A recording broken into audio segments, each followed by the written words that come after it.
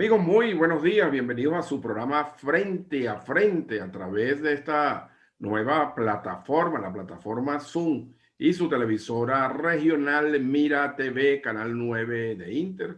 Estamos haciendo varias pruebas para poder salir y estar con todos ustedes en virtud de la situación que se ha presentado con la pandemia en los últimos días, de manera que hemos hecho un gran esfuerzo para salir por la vía digital, por esta plataforma Zoom. Vamos a recordar como cada mañana nuestras redes sociales. La cuenta de Twitter del programa es @frente a frente 9 y mi cuenta personal es @Jair Cuba. También ustedes pueden estar pendientes de la mensajería de texto. Ya restablecimos el problema que teníamos con el teléfono y ya estamos totalmente operativos. Mis amigos, hoy es jueves 8 de abril del año 2021. Lo primero, antes de iniciar nuestro programa del día de hoy, quiero manifestar mi condolencia y mi profundo dolor ante el fallecimiento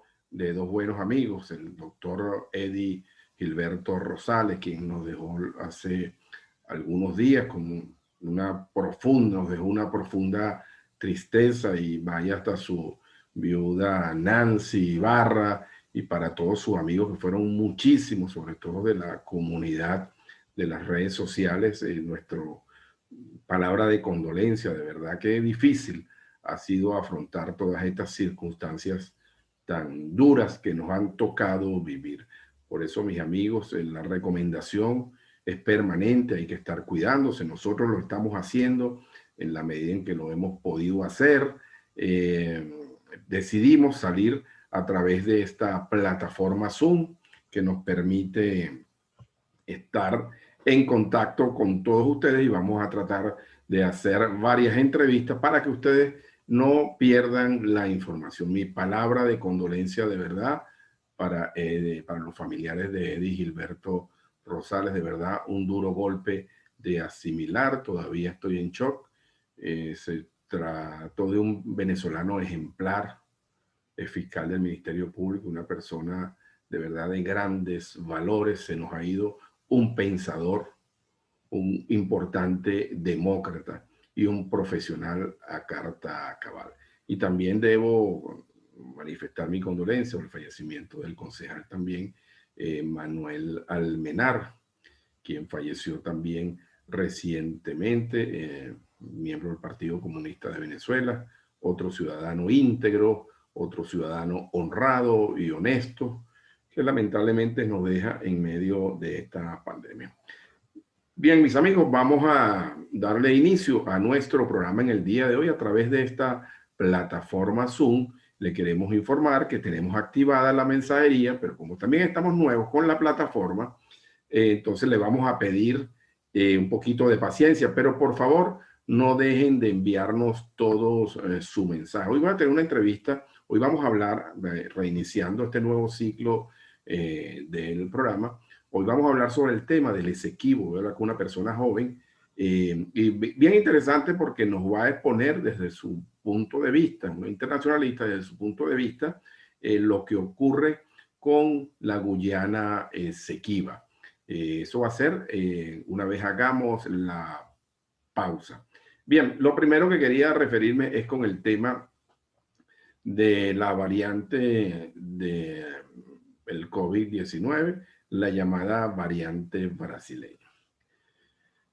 Hemos dicho aquí que inicialmente ya en esto tenemos un año y ya estamos, señores, agotados y cansados, pero tenemos que tener la suficiente fuerza, la suficiente resiedumbre, tratar de tener un gran equilibrio mental frente a todas estas cosas desagradables que nos están pasando para seguir adelante.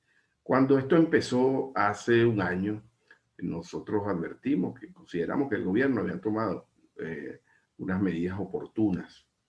Sin embargo, en esta ocasión, un año después, no podemos decir lo mismo. No podemos decir lo mismo por lo que vimos en diciembre, no podemos decir lo mismo por lo que vimos en carnavales, y tampoco podemos decir lo mismo por lo que vimos en Semana Santa. Porque si bien es cierto, en la Semana Santa mucha gente se recogió, pero yo creo que las autoridades tienen que dar el ejemplo. No pueden irse de vacaciones libremente. Tienen que dar el ejemplo. Si bien es cierto, la gente logró recogerse, ya pareciera que el mal estaba hecho. No podemos atribuir este rebrote de los casos concretamente a la flexibilización de diciembre, ni a la flexibilización tampoco de carnaval. Concretamente no tenemos prueba para ello y sería irresponsable.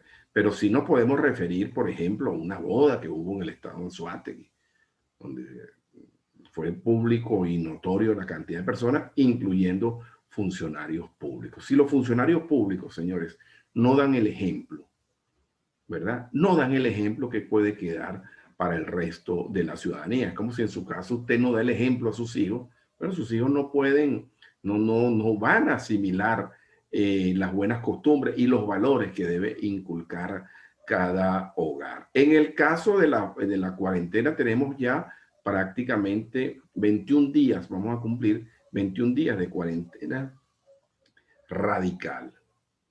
Pero acabamos de ver imágenes del metro de Caracas, imágenes del terminal de los trenes de los valles del Tuy, la manera como funciona. Entonces, ¿qué clase de cuarentena es esta? ¿Qué clase de radicalización es esta?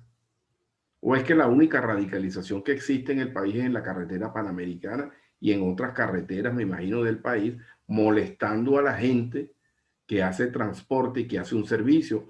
Pues, concretamente el tema del transporte de alimentos. Yo creo que hace falta mucha seriedad con este tema, mucha seriedad, y vuelvo a responsabilizar puntualmente a la ciudadanía. La ciudadanía tiene que asumir su rol, señores. Tiene que asumir su rol porque nadie nos va a cuidar, absolutamente nadie. Y esto se nos ha convertido en un problema de salud pública verdaderamente grave. Así que yo hago un llamado de verdad a la ciudadanía a que por favor asuma este tema de la pandemia de la manera más responsable. No nos podemos sentir orgullosos cuando el presidente de la República, en su parte diario, en estos días aparece el municipio Huaycaipuro, la capital del municipio Huaycaipuro, como el primer municipio del estado Miranda en contagiado. Muy lamentable. Por otra parte, también quiero desearle pronta recuperación a nuestro amigo el concejal César Felice, y también muy contento de la recuperación que ha tenido el alcalde del municipio Los Arias, José Fernández, y su señora esposa Evelyn Fernández. Hay que cuidarse, señores. Esto no es cuento, sobre todo la gente joven ya no está respetando incluso a la gente adulta. Y es lo más grave de todo esto es el tema de que hay mucha gente que es asintomática, que no tiene ningún tipo de síntomas, sobre todo la gente joven. Entonces regresan a sus casas, los padres atendiendo una cuarentena, y pasan este tipo de situaciones que no queremos volver a vivir ni a reseñar. Pero aún falta, señores, aún falta con este tema de la pandemia. Ya que hablamos de eso, caramba, qué triste y qué mediocre, porque no tiene otro calificativo, el tema de la vacunación. De verdad, algo verdaderamente mediocre lo que está ocurriendo. Es decir, la salud de segundo lugar, la política de primero, la economía de segundo, o viceversa. Yo estoy de acuerdo con que el presidente de la República haya prohibido la vacuna AstraZeneca. Hasta allí lo acompaño. Hasta allí lo acompaño. Estoy totalmente de acuerdo, porque incluso en el día de ayer yo veía algunos reportes en Europa donde no son las mejores referencias. Ya también había advertido hace 3 semanas, antes de que asumiéramos esta cuarentena radical, el tema de la guerra de los laboratorios, que obviamente, señores, eso va a ocurrir. Eso va a ocurrir y eso viene si no está ocurriendo ya. Pero que en Venezuela no haya podido ponerse de acuerdo la clase política y que el gobierno, que tiene la mayor responsabilidad todos los días, nos den un discurso distinto y no dicen cuándo van a vacunar a la población. Eso me parece que es grave. Yo quisiera ver factores de oposición que han habilitado este sistema a través del sistema COVAX con una declaración contundente, deslastrarse del tema político por algunos minutos para permitir que en Venezuela podamos vacunarnos. Que ese dinero no es para comprar vacunas cubanas. Bueno, perfecto, pues está muy bien, pero hay que hacer, señores, una declaración pública al respecto y tratar de tender los puentes con el gobierno nacional de manera de buscar la manera, valga la redundancia, de cómo comenzamos a vacunar a las personas en el país. Ojalá que muy pronto se active la vacuna cubana. Y le quiero decir algo a la gente, no estigmaticemos las cosas antes de ocurrir. Por allí he oído comentarios, bueno, que van a usar a los venezolanos de prueba con la vacuna cubana. No, yo he visto que incluso el gobierno cubano está utilizando la vacuna en atletas, en los atletas que van a ir a los Juegos Olímpicos de Tokio 2020. Ojalá mientras más previsiones hayan con este tema, mientras más previsiones hayan con este tema, va a ser mejor. Ahora, el estado de incertidumbre que tiene la población venezolana es terrible. Es terrible. Y es muy lamentable. Desde aquí hacemos un llamado para una vacunación, para que haya voluntad política para comenzar a vacunar a los venezolanos. Caramba, ¿qué hemos hecho los venezolanos para merecernos tantas cosas adversas? Es increíble, de verdad. Por favor, pedimos que haya un poquito de sindéresis política, que se pongan la mano en el corazón y entiendan que la situación de los venezolanos es verdaderamente grave, verdaderamente grave. Ahora me voy a referir al tema, mis queridos amigos, de la basura en el municipio de Guataipuro. Tengo testimonios concretos de una oficina de un amigo en el municipio de Guataipuro, donde le llegó la factura en $45, donde no hay ni siquiera un depósito de basura. Una oficina, además, que no está activa. Van muy pocas personas allí a trabajar con una bolsita a la semana. $45. Yo le voy a decir una cosa. Para cobrar hay que prestar buen servicio y ese no es un buen servicio. Es una lástima que el gobierno nacional haya autorizado a los municipios y a las alcaldías a hacer ajustes de las tarifas frente a la crisis económica que vivimos y algunos lo hayan malinterpretado. Porque todo finalmente va en contra de la gente y del pueblo. En el municipio de Guataipuro se están recogiendo firmas para oponerse a la privatización del servicio de los desechos sólidos. Y más allá de eso, para oponerse a la manera como fue asignado este contrato. Aquí en los últimos programas que trajimos la opinión de 4 voceros municipales, miembros de la Cámara Municipal, donde explicaban esta situación. Bueno, con esto no ha pasado absolutamente nada. El que no pague basura no tiene servicio. Cuidado si te multan por encima de eso. Yo no estoy en contra de la privatización, todo lo contrario. Yo estoy en contra de la estatización, totalmente en contra de la estatización. ¿Por qué? Porque la estatización ha sido ineficiente, porque no se han preparado para ejercer la función pública. Pero para unas cosas la privatización sí es buena y para otras no. Hay que revisar esa situación, mis queridos amigos, y estoy atento de todos los mensajes que nos van a llegar con relación a esta circunstancia tan difícil que están padeciendo los vecinos del municipio Guataipuro. sobre todo con una economía devastada, una economía sin norte y sin rumbo, donde mucha gente ha perdido el empleo, donde mucha gente se está reinventando para ver cómo lleva comida a su casa. Porque no todo el mundo puede hacer esto que estamos haciendo nosotros con muchísimo esfuerzo, porque crean lo que lo estamos haciendo con muchísimo esfuerzo, teletrabajando, teletrabajando para tratar de cumplir con nuestras obligaciones, aún sufriendo una merma económica importante, pero estamos dando el ejemplo. Ah, no, la clase política no, los funcionarios de gobierno no, son voraces, son insaciables, cada día quieren más. Pónganse, señores, la mano en el corazón. Estamos viviendo una situación muy delicada. Como les dije, voy a estar pendiente de su mensajería. Amigos, nos toca hacer un brevísimo corte y ya continuamos a través de esta plataforma Zoom con su programa Frente a Frente, la referencia informativa de cada mañana en los Altos Mirandinos. Ya venimos.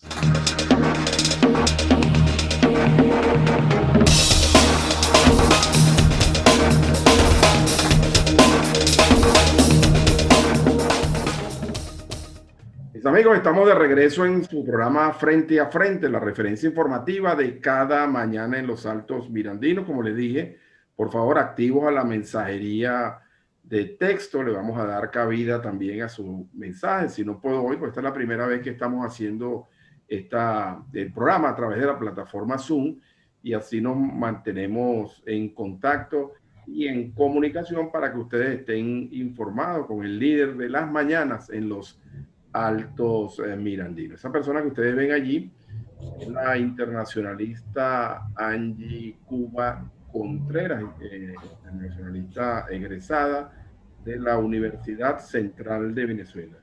Y la hemos invitado en la mañana de hoy jueves, para conversar acerca de un tema, porque en la medida en que van pasando las cosas, en la medida en que estamos en la pandemia, en la medida en que la situación del país sigue difícil, el tema de la gasolina que ha empezado a aliviarse un poquito, la vida continúa y los problemas geopolíticos y geoestratégicos del país siguen siendo complejos, como el caso de la Guyana Esequiba. Me llama poderosamente la atención, por eso quise conversar en la mañana de hoy con Angie, porque, bueno, es una persona joven que se ha dedicado a estudiar y a profundizar sobre el tema. Le vamos a dar la bienvenida. Muy buenos días, Angie. Bienvenido a tu programa Frente a Frente, la referencia informativa de cada mañana en los Altos Mirandinos.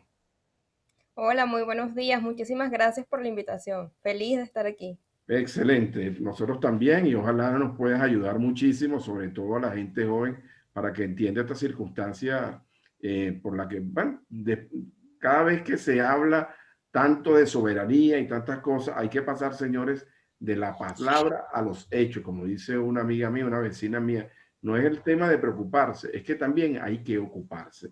Angie, la circunstancia, ¿en qué situación, en qué estatus se encuentra en este momento el tema de la Guyana Esequiba con los últimos acontecimientos que han ocurrido, para que por favor nos pongan en contexto? Bien, bueno, yo creo que antes de establecer el estatus actual de esta controversia, quizás deberíamos remontarnos y hacer un pequeño resumen de cómo surgió todo esto. La posición de Venezuela sobre el territorio Esequibo se contempla incluso desde antes de nuestra independencia, cuando pertenecíamos a la corona española, ya ese territorio pertenecía a la corona española, y el acuerdo era que una vez que todos estos países que pertenecían a la corona española se independizaran, pues iban a tener esta porción de territorio que les correspondiera de acuerdo a sus guerras de independencia. Entonces vemos que esta posición de Venezuela sobre el territorio se contempla desde hace muchísimos años. Si hablamos del estatus actual, podemos decir que estamos en una instancia a través de la Corte Internacional de Justicia. ¿Cómo operaría esta corte? Ahora, detente Digamos un que, momentito allí, Angie, detente un momentito. Cuando hablamos de los tiempos inmemoriales, los tiempos de la colonia, de esta situación, ¿qué se hizo en aquel momento y por qué se genera esa circunstancia? ok, bueno, una vez se establece esta, estas guerras de independencia y se define en parte lo que es el territorio de Venezuela. Eh, digamos que esta porción de territorio que se encontraba al este, siendo ahorita la Guyana, no estaba ni independizada ni estaba definido lo que era su territorio. Le pertenecía a Holanda en ese momento, a la Gran Bretaña. Entonces, bueno, eh, al darse, digamos, esta incongruencia sobre cuál era la frontera de Venezuela, eh, la Gran Bretaña decide llevar esta instancia a la Corte para hacer una delimitación. ¿Qué ocurre? En este momento nosotros estábamos en desventaja, éramos un país débil, apenas estábamos recién independientes, digamos que no teníamos los recursos como para defender este territorio, además bueno, que nos encontramos en revueltas internas, no éramos un país como tal constituido, ¿no? Entonces era difícil tener una defensa. Se hace este caso también se lleva a otras instancias para hacer esta demarcación y lo que resulta de esta situación es que se le otorga todo ese territorio del Esequibo a la Gran Bretaña. Y eso estuvo así hasta el año 1966, que es cuando se da apertura nuevamente a la controversia. Eso en el gobierno de Betancourt, 66. Exactamente. A través con este gobierno se empiezan a dar nuevas gestiones, ya que, bueno, empezaron a salir, salió un memorándum muy famoso, el memorándum Malet-Prevost, y bueno, otros hechos que delimitaban que realmente ese juicio, cuando se realizó en aquel momento, estuvo viciado, se determinaron pues que los jueces se extralimitaron en su tarea real, que era la delimitación. Entonces, bueno, eso dio pie a la apertura de la controversia nuevamente. Eso evidentemente fue un triunfo para la política exterior venezolana porque, bueno, logramos que se pudiera reanudar esa reclamación territorial, como dije, que de un territorio que históricamente nos ha pertenecido. Entonces, bueno, llegamos a 1966, se logra la firma de un acuerdo con la próxima a independizarse Guyana, que todavía dependía de la Gran Bretaña. Y bueno, se firma un acuerdo entre Venezuela, la Gran Bretaña y ese territorio que estaba próximo a independizarse. ¿Cuál era el objeto de este acuerdo? Que a través de ahí se generara una mesa de negociación, una comisión mixta que hiciera esta delimitación y que todo fuese de manera práctica y satisfactoria para ambas partes. ¿Qué ocurrió? Aquí pasaron, pues, digamos que si bien fue un triunfo para la política exterior venezolana darle reapertura al caso, después de esto no ocurrió algo tan relevante como para realmente asumir la posición que le correspondía a Venezuela. Entonces, bueno, todo En este ese proceso de momento, negociaciones. Angie, en esa trayectoria, la Guyana Esequiba, ¿qué tipo de gobierno tiene? ¿Cómo maneja su autonomía? ¿Cómo opera eso?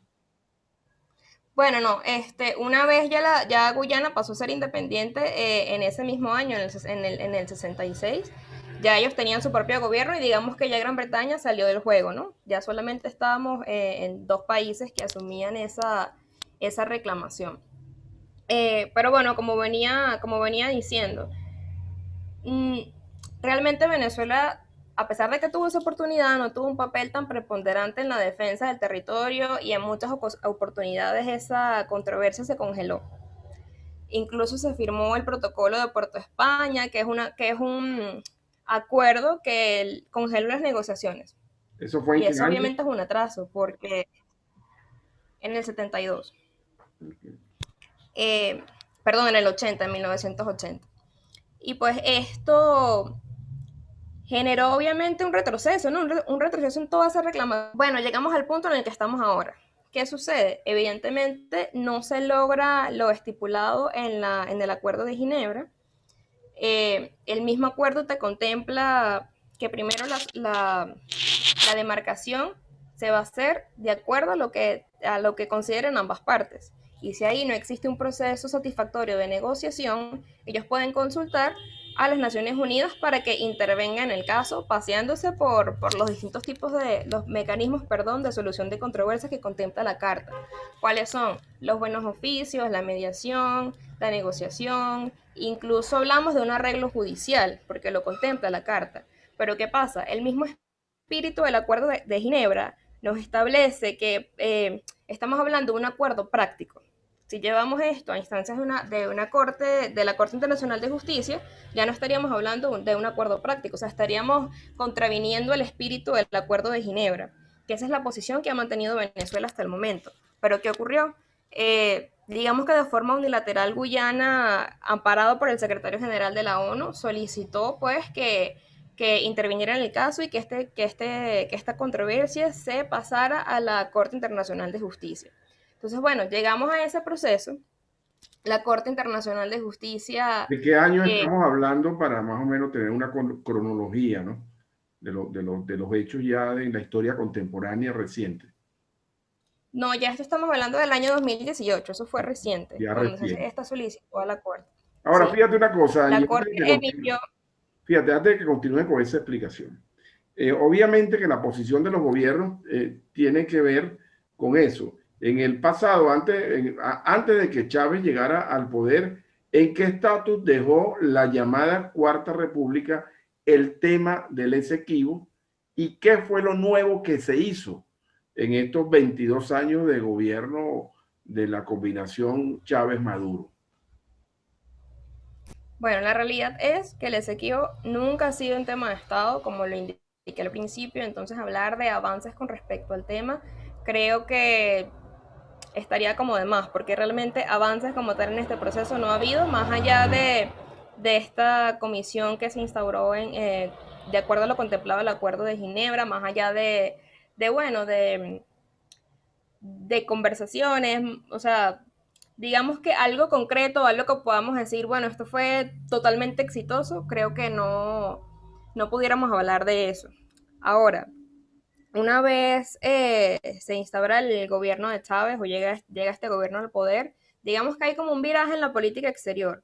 ¿Por qué? Porque si bien Venezuela siempre ha mantenido esa postura de defender el Esequibo, cuando llegamos al gobierno de Chávez, él realmente se hizo un lado con la controversia. ¿Por qué? Porque empezaron a descubrirse yacimientos de petróleo en lo que fue este territorio del Esequibo. El Esequibo tenía una postura de, bueno, somos un país débil, nos quieren quitar más de la mitad de nuestro territorio. Y la postura de Chávez realmente fue como, bueno, yo no me voy a inmiscuir en los asuntos o en el crecimiento de una nación hermana, entonces, bueno, te permito las concesiones petroleras. Y ahora realmente estamos en un grave problema porque son varios países los que tienen concesiones en ese territorio. Ok, Angie, Entonces, permíteme bueno, que sí, te haga hablaríamos de, en este periodo, un viraje. Ok, permíteme que te interrumpa. Tengo que hacer una pausa, la pausa de la primera media hora del programa. Al regreso vamos a continuar conversando sobre este tema que es muy importante, sobre todo con eso que estabas hablando, esa explicación que tiene que ver con la política, con la ideología, con el dogma, cómo se asume este tema de del Esequibo en el gobierno que inició Chávez y que ahora conduce Maduro. Ya venimos, mis amigos, en su programa Frente a Frente.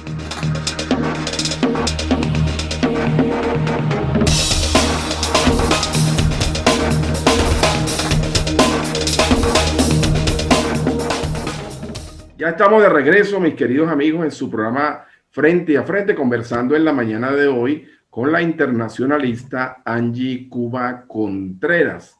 Ella es internacionalista egresada de la Universidad Central de Venezuela y se ha especializado en el tema. Oye, por cierto, Angie, vi que participaste en la publicación de un texto, de un libro recientemente. Háblanos un poquito de eso antes de continuar con lo otro. Sí, efectivamente. Desde la Comisión Mixta en Defensa del Esequibo de la Asamblea Nacional, eh, presidida por Juan Guaidó, se realizó, digamos, como un aporte, se generó un libro denominado el Libro Blanco, eh, la reclamación venezolana del territorio Esequibo. Ahí contamos con la participación de académicos y de expertos en la materia para que dieran, digamos, una visión académica de toda esta reclamación territorial. Tuve la oportunidad de ser parte de la edición y de todo este proceso de desarrollo de este libro. Eh, Como dije, se llevó a cabo a través de esta comisión presidida por el diputado Williams Dávila. Bien, Angie, con tu permiso, tengo aquí unos mensajes que me han llegado, sobre todo del dirigente social Carlos Mesones, que quiero darle salida con tu permiso. Dice lo siguiente: lo jurídico, lo político, lo social y el tarifazo de una concesión. Se refiere, por supuesto, al tema que comentábamos y hacíamos en nuestro comentario editorial con respecto al caso del aseo urbano en Los Teques. Allí, después de escuchar a varios especialistas jurídicos sobre los procedimientos que establecen las leyes nacionales vigentes relacionadas con la entrega de una concesión a particulares para prestar el servicio de aseo urbano, se tomó como muestra un caso concreto, el tarifazo del aseo urbano en el municipio Huaycaipuro, al cual se está tratando de darle un carácter universal. En lo jurídico, dice que el criterio de la sala político-administrativa de la extinta Corte Suprema de Justicia del 19 de noviembre del año 87 señala que el servicio público en sentido amplio es cuando la actividad administrativa busca el desarrollo de una tarea destinada a satisfacer el interés colectivo.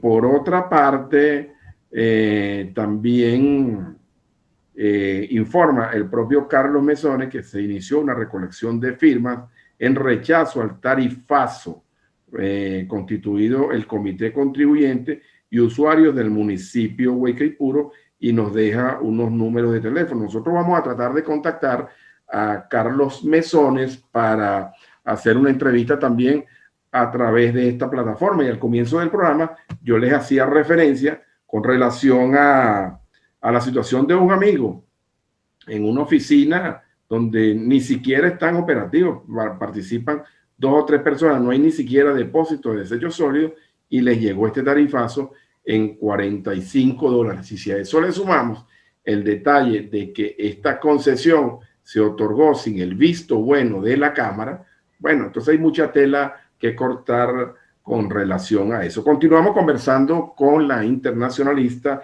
Angie Cuba Contreras sobre el tema del Esequibo. Estábamos hablando, Angie, me parece bien interesante, te quiero felicitar por la manera como nos has ilustrado. Y veníamos más o menos en un proceso cronológico. Entonces, bueno, llega Chávez al poder y Chávez se apiada, por decirlo de alguna manera, de la situación en Guyana. ¿Es así? No escuché muy bien lo que dijiste porque creo que hubo problemas de conexión, pero Ok. bueno, como estaba indicando anteriormente, hubo un viraje en la política exterior una vez la llegada de Chávez y bueno, la llegada del socialismo del siglo XXI, que bueno, realmente qué era lo que buscaba Chávez: el apoyo de los países de la región, el apoyo del CARICOM a través de, bueno, de petróleo. Realmente él, digamos que enfocó su política exterior a este ámbito y no realmente a la defensa del Esequibo. Entonces, bueno, parte de esa estrategia significaba el no inmiscuirse en ese asunto, significaba el dejar que Guyana se desarrollara, no impedir que existieran concesiones en ese territorio que estaba en disputa. Entonces, bueno, eso es lo que ha venido pasando y que se ha continuado en el periodo de Nicolás Es Maduro, decir, ¿no? no se atendió eso con la rigurosidad del caso. Es exactamente así. Eh, Realmente este caso nunca, no ha sido atendido, al menos en los últimos años, como debería ser. Algo que nosotros tenemos que reconocer es que por lo menos en el caso de Guyana, ellos sí sienten o se instauró de alguna manera en la población ese sentimiento nacional o ese sentimiento de identidad con lo que es el Esequibo, cosa que en Venezuela no sucede y es realmente lamentable, ¿no? Porque por lo menos yo recuerdo cuando estaba más pequeña, veía el mapa de Venezuela dibujado, esa parte del Esequibo que decía zona de reclamación, eh, pero realmente en los colegios no se profundiza con respecto al tema, ¿no? Cosa que Totalmente. en Guyana sí sucede. En Guyana, en las escuelas y en todos los ámbitos se habla bastante del Esequibo, entonces ellos lo ven como algo suyo. E incluso, que otra cosa tenemos que reconocer, que no ha habido posesión real de Venezuela sobre el territorio y que esas personas que habiten en ese territorio, que son aproximadamente 120.000 habitantes, tampoco se reconocen como venezolanos, tampoco hablan Hay español. sentido de Entonces, bueno, creo pertenencia que con ahí están Venezuela. las fallas también. Sí, oye una cosa, Angie, ahí no se habla Exactamente. español. Ahí no se habla español. Eso fue lo que comenté anteriormente. No, ni siquiera se habla español, ni siquiera se ha generado como alguna especie de sedulación para estas personas. O sea, realmente no hay conexión. Y esa es una de nuestras debilidades. Entonces, al momento de defender lo que es nuestro, yo creo que es como complicado ya en esta instancia. Como estaba indicando anteriormente, si estamos en instancias de la Corte. Entonces, ¿cuál es nuestra labor en este momento? Históricamente, Venezuela no ha reconocido la jurisdicción de la Corte Internacional de Justicia. Sin embargo, esta puede emitir si es competente o no para un caso en concreto una vez que se le solicita se le llama para atender el caso. Esta corte en diciembre del año pasado decidió que era competente para reconocer el caso y esto quiere decir que el proceso inició. Entonces, bueno, Venezuela mantiene esa postura de que no reconoce la Corte, cosa que es real. Sin embargo, bueno, ya estamos en este estatus y tenemos que operar. Decir que no reconocemos a la Corte ya en este momento no funciona. De verdad necesitamos acciones más concretas en defensa del territorio. Ambos países tienen que presentar sus alegatos, sus documentos históricos, sus documentos jurídicos que validen la posesión de su territorio y ya la Corte decidirá. Entonces, bueno, algo que es importante recalcar es que el proceso va a seguir, así Venezuela emita comunicados diciendo que reconoce a la Corte o no, entonces creo que lo más sensato es asumir la responsabilidad y asistir a la Corte. Desde tu punto de vista, Angie, ¿quién tiene la razón? ¿No? Por supuesto, le estoy preguntando a una venezolana, ¿no? Pero desde el punto de vista de la lógica internacional, ¿quién tiene la razón y cuál podría ser la solución? No, bueno, desde mi punto de vista, evidentemente Venezuela tiene la posición del territorio porque hay documentos históricos que lo amparan. Eh, Ahora bien, ¿cuál podría ser la solución? Realmente creo que es complicado ya en este punto en el que estamos. Creo que si quizás si le hubiese dado más preponderancia al tema y se hubiese actuado más, Venezuela tendría como más peso como para hacer valer su reclamo. Ahora, en este estatus considero que es complicado determinar si realmente al final del día el Esequibo va a pertenecer a Venezuela o no. Es complicado de definirlo. Sin embargo, bueno, eso es lo que yo espero y es lo que esperamos los venezolanos, ¿no? Los que estamos pendientes y siguiendo este tema.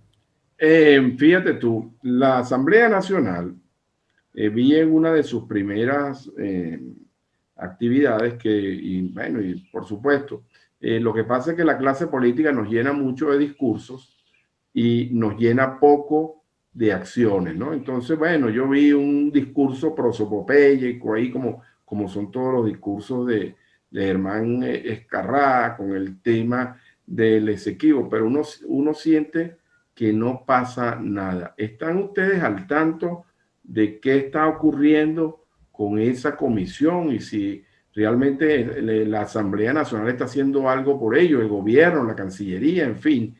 En qué andan? Pues porque esto parece también un caso, una caja negra. Sí, bueno, con respecto a la comisión de esa asamblea, tengo entendido que esa comisión se creó hace poco, no tiene mucho tiempo de gestión tampoco. Con respecto a la Cancillería, de lo que conozco es que ellos empezaron a hacer una serie de reuniones y convocaron académicos, convocaron también a las organizaciones no gubernamentales que se dedican al tema, convocaron a la sociedad civil para determinar qué era lo que se iba a hacer con respecto al tema del Esequibo, porque ya estamos en la corte. Sin embargo, bueno, las opiniones de los académicos es que nosotros debemos asistir a la corte y presentar nuestros alegatos, pero vemos que realmente eso no es lo que ha sucedido. En la primera oportunidad, Venezuela lo que hizo fue emitir un comunicado indicando que no reconoce la jurisdicción de la Corte, que eso me parece bien, pero el no asistir y el no demostrar o hacer valer la soberanía, creo que ¿Y ahí es por donde está qué? el error. ¿Por qué esa ¿Cuál es otro posición? error que yo percibo? ¿Por qué esa posición? Perdón. ¿Por qué esa posición? Mira, Yo creo que se puede ver un poco a eso de no inmiscuirse con respecto a la misma postura que venía llevando Chávez, ¿no? A no inmiscuirse con el crecimiento de Guyana y no sé qué, pero Es más allá. importante, en esto tiene que ver el apoyo que tiene el CARICOM con Venezuela frente a toda esta circunstancia de crispación política y el problema en que se ha convertido Venezuela para esta parte del mundo. Sí, bueno, evidentemente, y por lo menos también vemos el caso de Cuba. Cuba apoya abiertamente a Guyana con respecto a ese punto de la controversia. Entonces, bueno, a Venezuela tampoco le conviene, digamos, ser tan frontal eh, con respecto a esa posición. A Venezuela el Maduro, quiero decir. Eh, Como te estaba comentando anteriormente, otra de los errores o de las debilidades que yo veo en este caso en concreto es que realmente la población no está informada. Primero, no está informada de la reclamación territorial, no está informada que estamos en instancias de la Corte y sobre todo no estamos informados de cuáles son las próximas acciones a tomar. Yo creo que en este caso, que es de vital interés para la República, que es de interés nacional, debería existir una consulta nacional permanente sobre qué es lo que se va a hacer. Debería convocarse a las universidades, debería convocarse a la sociedad civil, o sea, debería existir realmente como una convocatoria grande, ¿no? Y si nos fijamos, realmente eso no se está llevando a cabo. Claro, nosotros vemos que hay otros temas que nos embargan, tema COVID, la situación política, entre otros, ¿no? Pero creo que estamos dejando pasar a lo que yo considero una de nuestras últimas oportunidades de defender lo que es nuestro. Ok, Angie, tengo que hacer un nuevo corte, el último corte del programa y al regreso vamos a ver si podemos, yo quisiera preguntarte sobre, bueno, tú eres una persona joven, ¿qué edad tienes? Yo tengo 27 años. 27 años. ¿Cómo percibe la gente de tu generación este tema del Esequibo? Porque a veces, como no ha habido sentido de pertenencia desde la educación inicial, a veces pareciera que a muchos jóvenes, y tú me lo corregirás, pareciera que a muchos jóvenes esto ni le va ni le viene. Esto lo vamos a conocer al regreso de esta conversación con la internacionalista Angie Cuba Contreras. Ya venimos, mis amigos, en su programa Frente a Frente, la referencia informativa de cada mañana en los Altos Mirandinos.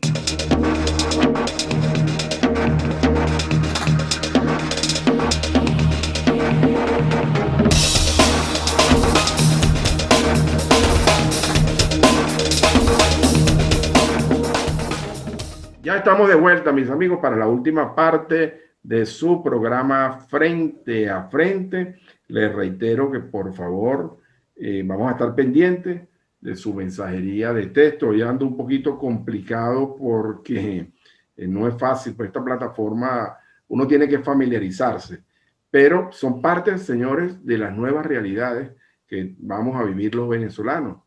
Y siempre tenemos que asumir esto como una enseñanza y un aprendizaje y nuevas oportunidades que le permite a uno la vida. No solamente Mira TV se está plegando a lo que están haciendo los grandes canales y las grandes cadenas. Bueno, nosotros no podíamos quedarnos atrás y durante todo este tiempo hemos estado investigando, aprendiendo y nutriéndonos de las nuevas herramientas que nos ofrece la tecnología. Así que aprovecho para invitarlos a todos ustedes. Y esta sería una maravillosa propuesta para ofrecer clases a distancia. Pero eso sí, que la gente tenga la posibilidad de disponer de un teléfono inteligente, de una buena computadora y de una buena conexión. Y lamentablemente, el ancho de banda de nuestro país se equipara únicamente en América Latina con el de Haití. Triste realidad. Entonces, cuando uno oye los discursos, uno quizás se siente como insultado en su inteligencia, porque le dicen tantas cosas que son irreales, verdaderamente irreales, que uno termina sintiéndose insultado en la inteligencia, en el mínimo coeficiente intelectual que podemos tener cualquier venezolano. Estoy pendiente también de la mensajería los mensajes que me lleguen el día de hoy, que no lo que no los pueda pasar hoy, con muchísimo gusto lo vamos a difundir. Y bueno, por supuesto, tienen que ver con el tema de los servicios públicos que cada día se deterioran más. Por ejemplo, tengo un mensaje de la gente de San Antonio de los Altos que necesitan urgente que desinfecten algunas zonas, el caso concreto del Limón, casos concretos de La Morita, que por favor cuando se pueda atender a esa circunstancia. Y también nos está llegando la queja de la ausencia del vital líquido en varios sectores del municipio capital. Bien, continuamos con Angie Carolina Cuba, internacionalista, que nos está ofreciendo hoy detalles y su posición con relación al tema del Esequibo. Y más allá de su posición, creo que ha sido bastante pedagógico y bastante informativo este programa. Por cierto que tenemos pendiente también una entrevista con el doctor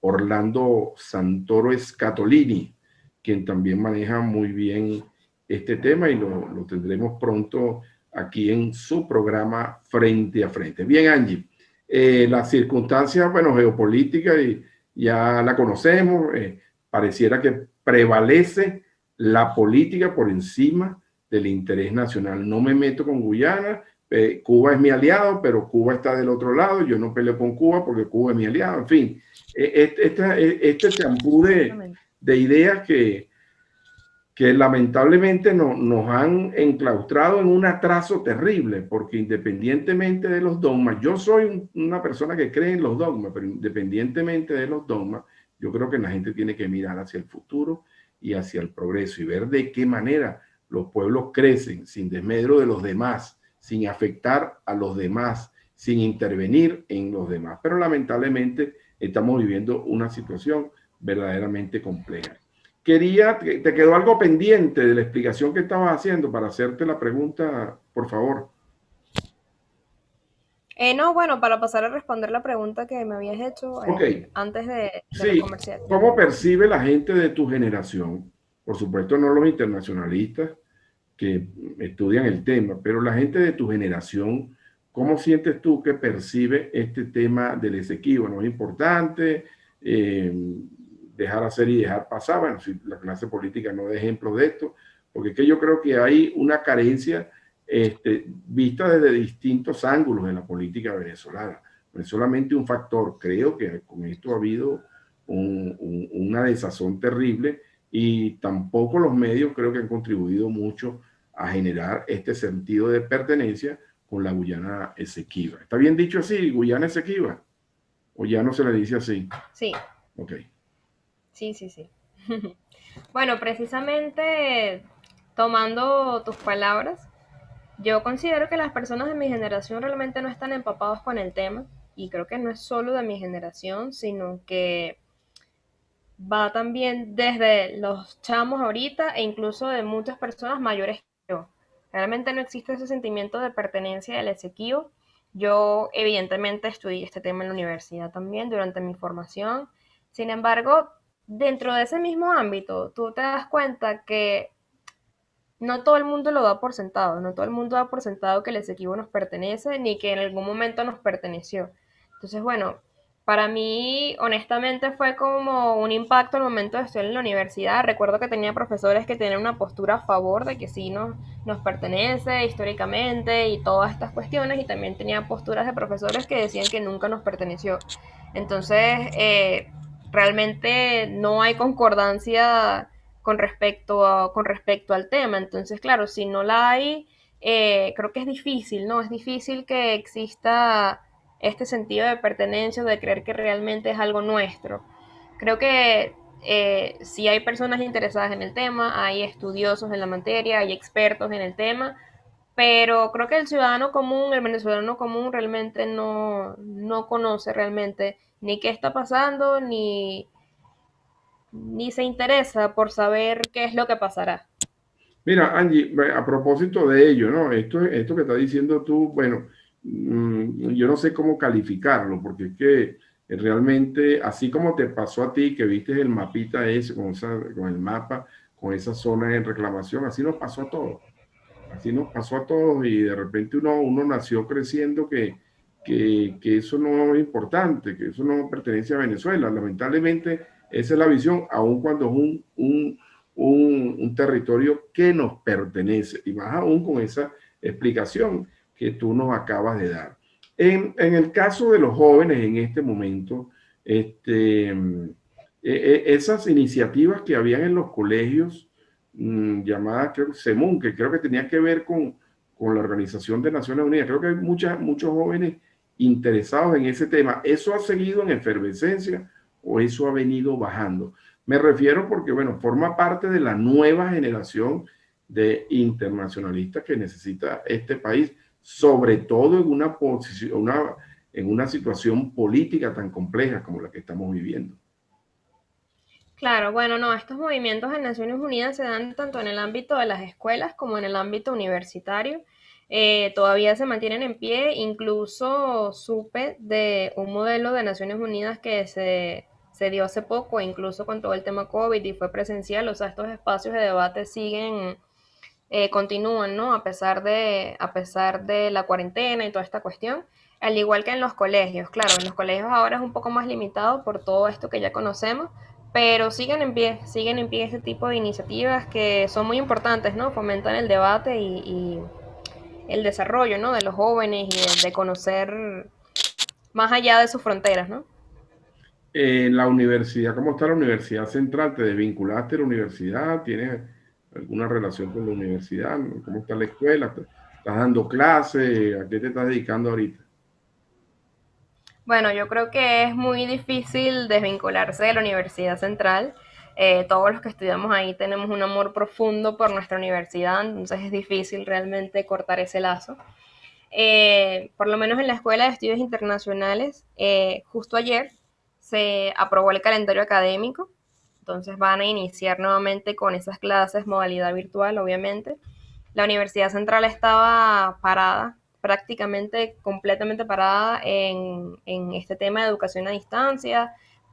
Funcionaba la Facultad de Ingeniería, que sí continuó con sus clases casi que al poco tiempo de iniciar la cuarentena.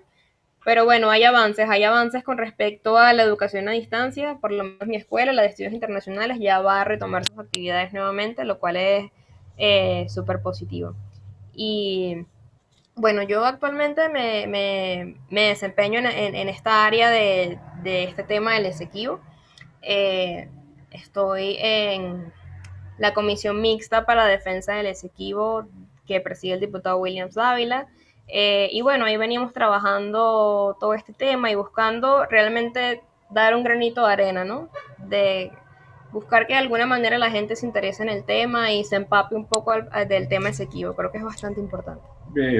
Finalmente, ¿qué crees tú? Este conflicto, Angie, si llega a unas instancias jurídicas, que va a tardar 2 siglos más, o esto, ¿tú crees que va a tener una definición pronta? Bueno, ya estamos en esta instancia. Eh, yo considero que debe durar unos 2, 3 años para que la Corte emita su fallo. Pero claro, Aún sin depende participar del Venezuela. trabajo que haga Venezuela. Ok. Sí, el proceso va a continuar, así Venezuela participe o no. Ahora fíjate, Entonces, a bueno, por eso eso se es le ha dado que muy decía poca difusión. anteriormente. A eso el gobierno no ha hablado de eso, o nadie tampoco lo ha increpado, ¿no? O sea, si Venezuela no Eh, participa, el juicio continúa. Exactamente, tienes razón, en eso no se le ha dado tanta difusión, pero bueno, sí han salido comunicados de esta Cancillería en rechazo, ¿no? En rechazo, pero como dije anteriormente, no hay como una campaña masiva de informar a la población o de realizar consultas, entonces, bueno, realmente los ciudadanos venezolanos no sabemos qué está pasando con respecto a eso, no sabemos cuál es la postura que van a tomar nuestros representantes ante esa instancia. La verdad es que desconocemos, es el territorio desconocido en estos momentos. Y bueno, sería bueno que nos enterásemos un poco más y que no fuera un tema que se discuta a puertas cerradas si es un tema de interés para la República. Bueno, te agradezco muchísimo, Angie, el tiempo que te tomaste para esta entrevista en la mañana de hoy. Déjanos saber tus redes. De todas maneras, están en el generador de caracteres, pero déjanos saber tus redes y cómo se puede comunicar a la gente que tenga interés en este tema y con la comisión en la que tú trabajas. Si hay gente interesada y si se hacen foros, debates sobre esta situación. Sí, bueno, próximamente tenemos pendiente sacar un video que explica de manera bien sencilla lo que es esta controversia, porque bueno, entendemos que, como ya hemos venido hablando tú y yo, entendemos que son muchas personas las que desconocen, entonces se nos ocurrió la idea de sacar un video explicativo, corto, que denote qué es lo que está sucediendo. Eh, Mis redes sociales es @angiecuba en Instagram y en Twitter. Y bueno, también si hay alguna persona interesada en adquirir el libro que se generó desde la Comisión Mixta en Defensa del Esequibo, me puede escribir a mi correo electrónico angiecubac@gmail.com y con gusto se los haré llegar. Bueno, te agradezco mucho, de verdad, y bueno, tendremos otras oportunidades. Ojalá que esta situación se dilucide a favor de Venezuela y ojalá que el liderazgo político tenga la mente preclara para defender no solamente la soberanía nacional de la boca hacia adentro, sino también de la boca hacia afuera. Muchas gracias, Angie, por esta entrevista. Y amigos, Gracias por la invitación. toca despedir el programa en el día de hoy. Iniciamos con esta plataforma Zoom. Yo soy Jairo Cuba y yo los espero mañana en una nueva emisión de Frente a Frente, la referencia informativa de cada mañana en los Altos Mirandinos. Nos vemos mañana.